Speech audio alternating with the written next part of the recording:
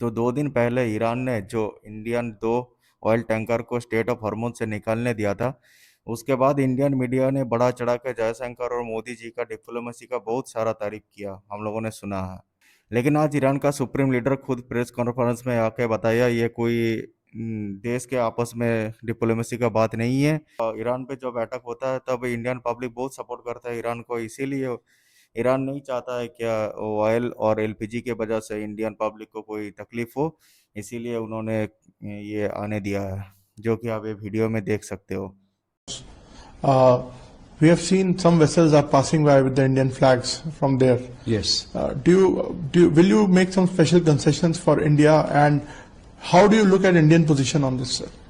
Actually, what I saw here from Indian, I can say the majority heart of Indians people are with Iran.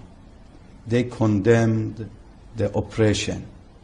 They follow justice, and they don't